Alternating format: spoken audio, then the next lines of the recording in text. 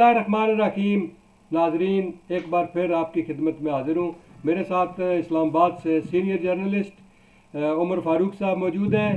آج ہم ان سے پوچھتے ہیں کہ اس وقت کی جو پاکستان اور آزاد کشمیر کی صورتحال ہے، سیاسی طور پر بھی اور مہنگائی کے حوالے سے بھی ان سے بات کریں گے. عمر فاروق صاحب، سب سے پہلے آپ کو پروگرام آمد پر ایک بار پھر خوش آمدید کہتا ہوں اور شکریہ ادا کرتا ہوں. آپ نے اپنا قیمتی ٹائم نکالا، کہیں مصروف تھے، لیکن پھر بھی جب میں نے آپ کو کہا تو آپ جناب جہاں بھی تھے آپ نے فوری طور پر وہیں سے پروگرام جو ہے وہ شروع کرنے کا کہہ دیا. بہت شکریہ. عمر فاروق صاحب، یہ جو اس وقت پنجاب کی صورتحال آپ نے دیکھی، گزشتہ 2-3 روز سے جو سپریم کورٹ کے میں بھی کیس گیا، ہائی کورٹ کا فیصلہ آیا، اس حوالے سے آپ ذرا تھوڑا سا بریفلی ناظرین کو بھی سمجھائیں کہ یہ کیا معاملہ چل رہا ہے اور آنے والے دنوں میں اس کے کیا اثرات مرتب ہوں گے. جی، بسم اللہ الرحمن الرحیم. شکریہ آصف قریشی صاحب کہ آپ نے ایک دفعہ پھر اپنے ناظرین سے اور سامعین سے مخاطب ہونے کا موقع دیا. تو پنجاب میں ایک بڑا دلچسپ صورتحال پیدا ہو گئی ہے وزیر اعلیٰ کے انتخاب میں.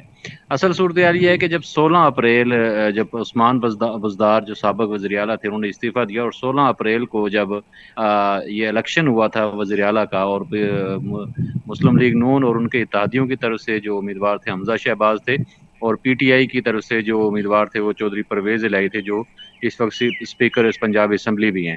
اچھا، اس وقت بھی جو الیکشن ہوا تھا وہ بھی کورٹ کے آرڈر پہ ہوا تھا، چونکہ وہاں الیکشن میں تاخیر کی جا رہی تھی. تو مسلم لیگ نون گئی تھی کورٹ، اور وہاں انہوں نے الیکشن کا آرڈر لیا تھا، اور ڈپٹی اسپیکر پنجاب اسمبلی جو دوست محمد مزاری تھے انہوں نے وہ الیکشن کروایا تھا. لیکن آپ کو پتہ ہے کہ اس الیکشن میں دنگا فساد ہوا تھا، کئی ممبران اسمبلی زخمی ہوئے تھے، خود دوست محمد مزاری جو ہے نا وہ زخمی ہوئے، اور چودھری پرویز الہی کی ایک ویڈیو اور تصویر شیئر ہوئی تھی جس میں وہ اپنا ایک بازو ٹوٹا ہوا دکھا رہے تھے، اور وہ کہا تھا کہ یہ نون لیگ کے جو اراکین ہیں ان کے تشدد سے ان کا یہ بازو ٹوٹا ہے. بہرحال وہ ایک بلکہ انہوں بڑا نے دنگے بدوائیں بھی فساد دی والا. تھی. ہاں جی، انہوں بلکہ نے بڑی بدوائیں دی تھی کہ جی. ان کا انجام اس طرح ہو، فلاں فلاں. ہاں. تو آپ نے وہ دیکھا کہ وہ الیکشن تو ہوا تھا، لیکن اس الیکشن کے بعد حلف برداری کا ایک معاملہ رہا جو کہ 1-1.5 مہینہ چلتا رہا، اور اس کا حلف برداری چونکہ وہاں گورنر وہ پی ٹی آئی کے تھے عمر سرفراز چیمہ صاحب، انہوں نے حلف لینے سے انکار کر دیا، اور جی. جو وفاقی حکومت نے صدر مملکت کو ایڈوائس بھی بھیجی کہ وہاں حلف لینے کا کوئی انتظام کیا جائے. بالآخر وہ حلف نہیں ہو سکا تھا، اور آخر میں ایک کورٹ کے فاصلے پہ ہائی کورٹ کے فیصلے پہ ہی اسپیکر قومی اسمبلی راجہ پرویز اشرف نے پھر بالآخر وہ حلف لیا تھا تقریباً 1 سوا ماہ کے بعد. لیکن اب دیکھیں آپ نے اس کے بعد جو حالیہ بجٹ اجلاس ہوا اس میں وہ کشیدگی کی فضا اسی طرح برقرار تھی، اور پنجاب اسمبلی میں جب بجٹ اجلاس گورنر نے طلب کیا تو چودھری پرویز الہی نے اور جو پی ٹی آئی کے اراکین ہیں انہوں نے کہا کہ جی پہلے وہ آئی جی اور چیف سیکرٹری وغیرہ کو یہاں پیش کریں اور ان سے کہیں کہ وہ معافی مانگیں، اور جو ان اراکین پہ مقدمات قائم کیے گئے ہیں وہ ختم کریں. جس کے بعد وہ اجلاس منسوخ کر کے گورنر نے دوسرا اجلاس جو اقبال حال میں منعقد ہوا، اور اس میں وہ بجٹ پیش کیا گیا اور پاس کیا گیا. تو یہ ایک جی. صورتحال جو تقریباً 2.5-3 ماہ سے کشیدہ صورتحال تھی اور چل رہی تھی. اور مزے کی بات یہ ہے کہ یہ جو 16 اپریل کا الیکشن ہوا تھا اس کے خلاف قاف لیگ اور پی ٹی آئی والے ہائی کورٹ میں گئے تھے کہ یہ الیکشن ٹھیک نہیں ہوا، یہ دوبارہ کرایا جائے.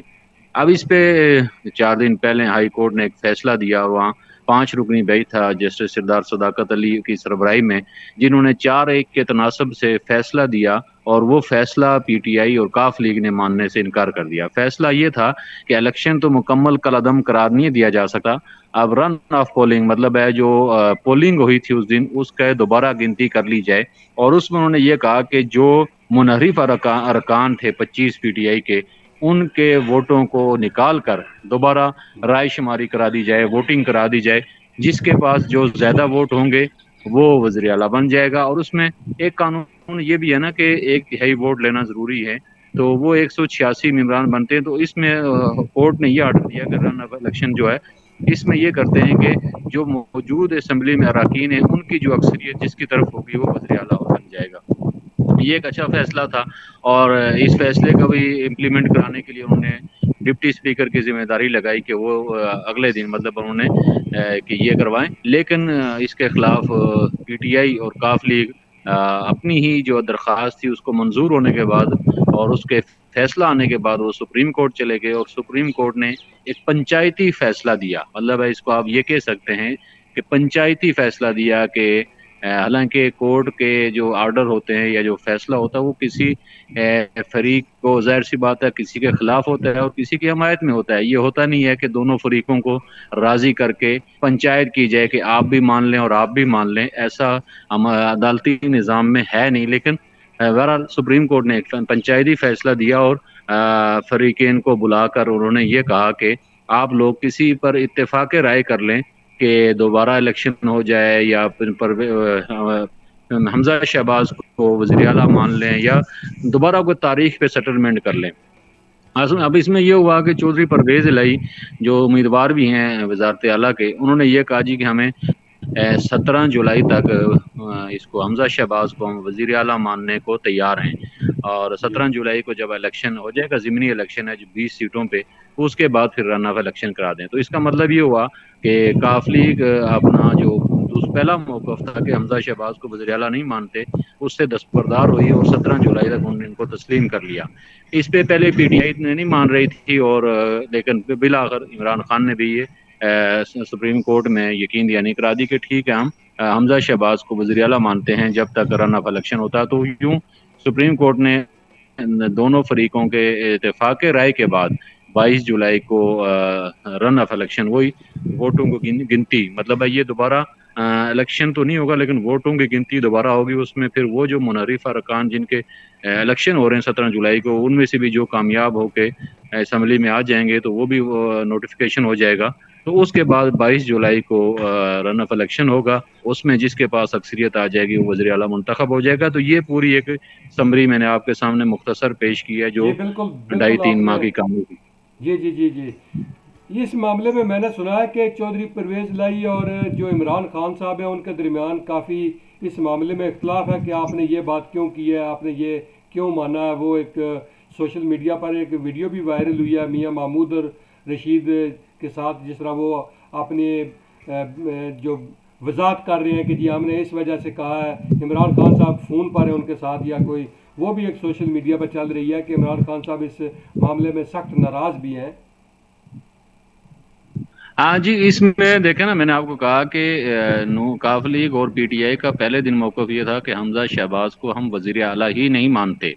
لیکن اب جی بالکل. سپریم کورٹ میں جب انہوں نے یہ یقین دہانی کرا دی کہ ہم حمزہ شہباز کو 22 جولائی تک وزیر اعلیٰ مانتے ہیں، تو اس کا مطلب یہ ہے کہ انہوں نے وزیر اعلیٰ تسلیم کر لیا ہے حمزہ شہباز کو.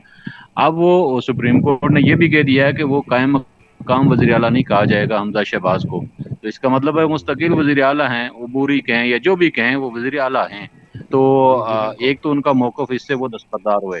دوسرا ان جی کا جو موقف تھا کہ الیکشن مکمل کالعدم قرار دے کے نئے الیکشن کرایا جائے، اس میں یہ ہوتا ہے کہ اگر الیکشن مکمل کالعدم قرار دیا جاتا تو عثمان بزدار نے وزیر اعلیٰ بن جانا تھا پھر جب تک نیا الیکشن نہیں ہوتا.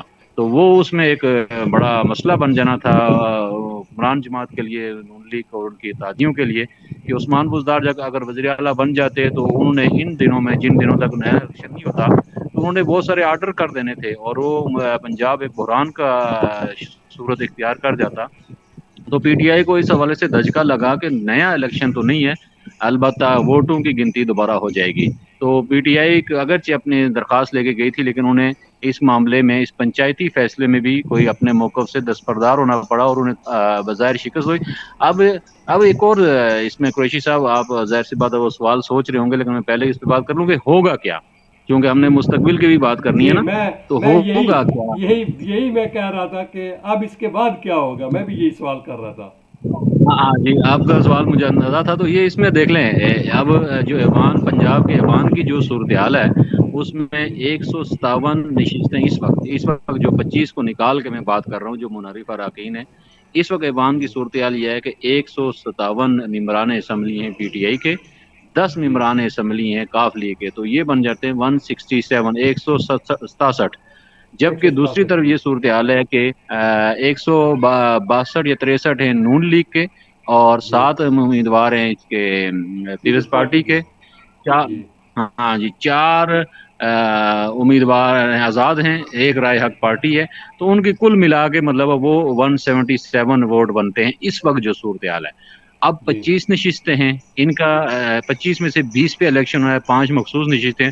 اب پی ٹی آئی کا موقف یہ اور ہائی کورٹ نے فیصلہ بھی دے دیا ہے، جو 5 مخصوص نشستوں پہ پی ٹی آئی کے جو منحرف اراکین ڈی سیٹ ہوئے تھے، ان کی جگہ پی ٹی آئی کے دیگر جو 5 نام ہیں اراکین ہیں وہ۔ انہیں ان کا نوٹیفکیشن جاری کیا جائے۔ اب ہائی کورٹ نے فیصلہ دے دیا ہے، الیکشن کمیشن کے پاس ہے یہ، الیکشن کمیشن اور نون لیگ کا یہ موقف ہے، چونکہ جب تک 20 سیٹوں میں الیکشن نہیں ہو جاتا ان 5 کا نوٹیفکیشن جاری نہیں کیا جائے۔ چلیں یہ 5 کا نوٹیفکیشن جاری ہو جاتا ہے تو پی ٹی آئی اور ان کے اتحادیوں کی یہ نشستیں بن جاتی ہیں 172 172۔ جی اب دوسری طرف 177 ہے اور وہ 172 یا 73 یہاں مقابلہ پھنسا ہوا ہے۔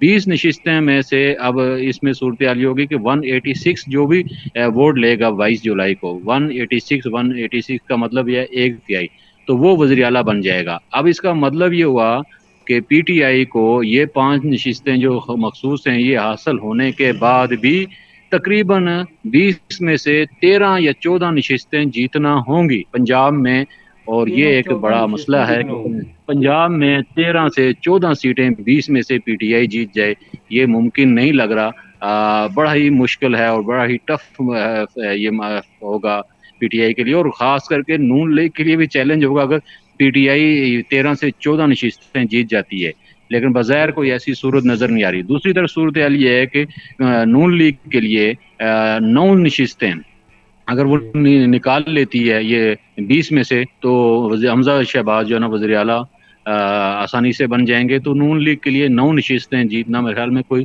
بظاہر مشکل نہیں ہے 20 میں سے، اور جی زیادہ تر جو تجزیہ نگاروں کا خیال یہ ہے کہ 15 سے 18 کے درمیان نون لیگ سیٹیں نکال لے گی۔